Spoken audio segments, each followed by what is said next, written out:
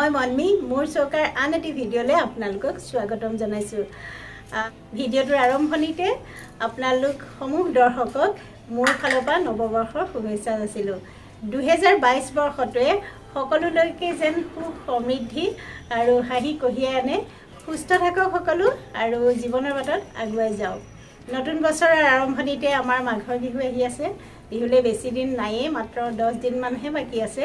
সেইকাৰণে আজিৰ পৰা মই আপোনালোকলৈ বিহুৰ পিঠা ৰেচিপি আগবঢ়াম। কণ্টিনিউ বিহুৰ পিঠা ৰেচিপিকে থাকিব। গতিকে আজিৰ ৰেচিপিটো বিহুৰ প্ৰথম পিঠা ৰেচিপি। যদি ভাল পালে তেন্তে লাইক কৰিব, কমেণ্ট কৰিব আৰু বন্ধুবৰ্গৰ লগত শ্বেয়াৰ কৰিব। আৰু কিছু সংখ্যক দৰ্শকে হয়তো নাজানিব পাৰে এইটো মোৰ ছেকেণ্ড চেনেলহে। মোৰ অৰিজিনেল চেনেলটো হ'ল chef Monmi kitchen and blogs. গতিকে যিসকলে নাই চোৱা সেইটো চাব বুলি আশা কৰিলোঁ। আৰু দুইটা চেনেলেই ছাবস্ক্ৰাইব কৰিব, লাইক কৰিব, কমেণ্ট কৰি আগবঢ়াই দিব বুলি আশা কৰিলোঁ। আহক ৰেচিপিটোৰ মাজলৈ যাওঁ। আজি মই আপোনালোকলৈ ভাপত দিয়া চচ পিঠা ৰেচিপি এটা লৈ আনিছোঁ। প্ৰথমতে মই নাৰিকলখিনি ক'লা অংশ গুচাই এয়া সৰু সৰুকৈ কুটি ল'ম। কুটি পেলাই মিক্সিত গুড়ি কৰি ল'ম। আচলতে ৰুকনিত নাৰিকল ৰুকিলেও হয়, মই মিক্সিতে দি ভাল পাওঁ কাৰণে মই মিক্সিতে গুড়ি কৰি ল'ম। প্ৰথমতে মিক্সিত দিবৰ কাৰণে এনেকৈ পাতল পাতলকৈ কাটি লৈছোঁ। এটা নাৰিকলৰ মই 4 ভাগৰ এভাগ লৈছোঁ। ইয়াত এফাল নাৰিকল আছিলে, তাৰে আধাখিনি মই দিছোঁ। এয়া চাওক। আৰু মই দিছোঁ আধা কাপ গাখীৰ। গাখীৰ দিয়াৰ লগে লগে নাৰিকলখিনি খুব সুন্দৰকৈ মিহি হ'ব। অলপ মিহিকৈ দিম, তেতিয়া পিঠাৰ টেষ্টটো ভাল হ'ব। 1 কাপ দিছোঁ শুকান পিঠাগুড়ি। এয়া বজাৰৰ পৰা কিনি অনা পিঠাগুড়ি। আৰু আপোনালোকে যদি খুন্দি লয় কেঁচা পিঠাগুড়ি থাকে সেয়াও দিব পাৰিব। পিঠাগুড়ি মই মেজাৰিং কাপেৰে 1 কাপ লৈছোঁ। আপোনালোকৰ যদি মেজাৰিং কাপ নাই, চাহ খোৱা কাপেৰে 1.5 কাপ ল'ব। আৰু চেনি লৈছোঁ মই আধা কাপ। এয়া নাৰিকল পিহিছিলোঁ যে অকণমান গাখীৰ দি পেলাই, সেইখিনি ইয়াতে এতিয়া মিলাই দিছোঁ। এইখিনিতে এটা কথা কওঁ, যদি আপোনালোকৰ ফ্ৰেছ নাৰিকল নাই তেতিয়াহ'লে বজাৰত কিনিবলৈ পোৱা নাৰিকল পাউডাৰ দিলেও হ'ব। পিঠাগুড়িত নাৰিকলটো মিলালে এই ষ্টিম কেকটো মানে ভাপত দিয়া পিঠাটো খাবলৈ বেছি ভাল হয়। অকণমান নিমখ দিছোঁ সোৱাদটো বেলেঞ্চ কৰিবলৈ। 1 কাপ গাখীৰ লৈছোঁ আৰু অলপ অলপকৈ দি পেলাই মই মিলাই যাম। পূৰা দিয়া নাই, আধা কাপতকৈ অলপ কমহে দিছোঁ। আৰু যদি আপোনালোকে কেঁচা পিঠাগুড়ি লয় তেতিয়া কিন্তু গাখীৰৰ পৰিমাণটো কম লাগিব, যিহেতু কেঁচা পিঠাগুড়িখিনিত পানীৰ পৰিমাণ এটা থাকে শুকান পিঠাগুড়িত, সেইকাৰণে গাখীৰ অলপ বেছিকৈ লাগে।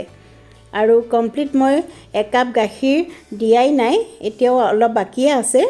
আপোনালোকে মিশ্ৰণটো মন কৰিব কিমানখিনি জুলীয়া কৰিছোঁ। অলপ দেৰি ঢাকি ৰাখিম, প্ৰায় 2-3 ঘণ্টামান মই ঢাকি ৰাখিম, যাতে পিঠাগুড়িখিনি কোমল হয় আৰু অকণমান ডাঠ হ'ব নিজে নিজে।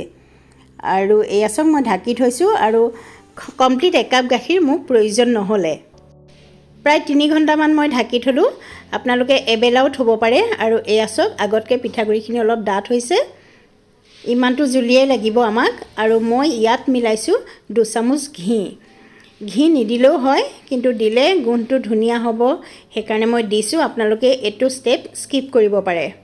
আৰু 1 চামুচ দিছোঁ বেকিং পাউডাৰ। আৰু যদি আপোনালোকে বেকিং পাউডাৰৰ বদলি বেকিং ছ'ডা ব্যৱহাৰ কৰে তেতিয়া কিন্তু 1 চামুচৰ 4 ভাগৰ এভাগহে দিব, পূৰা 1 চামুচ নিদিব। যদিও মই পিঠাটো বেক নকৰোঁ, ভাপতহে দিম, তথাপিতো বেকিং ছ'ডা বা বেকিং পাউডাৰ দিলে পিঠাটো কোমল হয় আৰু অলপমান ফুলে। খাবলৈ খুব ধুনীয়া হয়, মাউথ মেল্টিং হয়, মুখত দিলেই পমি যায়। আৰু আগৰ দিনত মাহঁতে এই পিঠাটো চচত বনাইছিলে, সেইকাৰণে ভাপত দিয়া চচ পিঠা বুলি কয়। আজিকালিতো কেক মল সহজলভ্য, আপোনালোকে যিকোনো পাত্ৰতে দিব পাৰে ভাপত। মই এটা কেকৰ টিনেই ব্যৱহাৰ কৰিছোঁ। আৰু এয়া পানী উতলাই থৈছোঁ। মই মিশ্ৰণখিনি এয়া চাওক পানীত বহাই দিছোঁ। পানীত বহাই ঢাকন মাৰি থ'ম। প্ৰায় 20 মিনিটৰ পৰা আধা ঘণ্টা লাগিব আমাৰ কেকটো সোনকালে সিজিবলৈ। আৰু ঢাকনখনৰ ফুটাটো মই বন্ধ কৰি দিছোঁ। প্ৰায় 15 মিনিটৰ পিছত মই এয়া পিঠাটো উদঙাই দেখুৱাইছোঁ। চাওক আধাখিনি ফুলি আহিছে। এতিয়া মই অলপমান টুটি ফুটি আৰু চেৰি দি পিঠাটো সজাই দিম। কাজু বা যিকোনো ড্ৰাই ফ্ৰুটছ দিব পাৰে। আচলতে আগৰ দিনত চেৰিহে ব্যৱহাৰ কৰে পিঠাবিলাকত। কাজু বা খিচমিচ এনেকুৱা ধৰণৰ বস্তু প্ৰায় ব্যৱহাৰ কৰা দেখা নাযায়। নাৰিকল চেৰি এনেকুৱাবিলাকে পিঠাত ব্যৱহাৰ কৰে সেইকাৰণে মই চেৰি আৰু টুটি ফুটি দিছোঁ প্ৰায় 25 মিনিটৰ পিছত মই আপোনালোকক দেখুৱাইছোঁ মোৰ ভাপত দিয়া পিঠা ৰেডি আৰু চুৰিখন ভৰাই পেলাই দেখুৱাই দিছোঁ চক চুৰিখন চাফা হৈ আহিছে মানে খুব সুন্দৰকৈ পিঠাটো সিজিছে আকৌ এবাৰ দেখুৱাইছোঁ চক এয়া একদম চাফা হৈ আহিছে আৰু এইটো নমাই লৈ পেলাই অকমান ঠাণ্ডা কৰি লৈছোঁ ঠাণ্ডা কৰি পেলাই এতিয়া মই পিঠাটো আপোনালোকক দেখুৱাম কেনেকুৱা হৈছে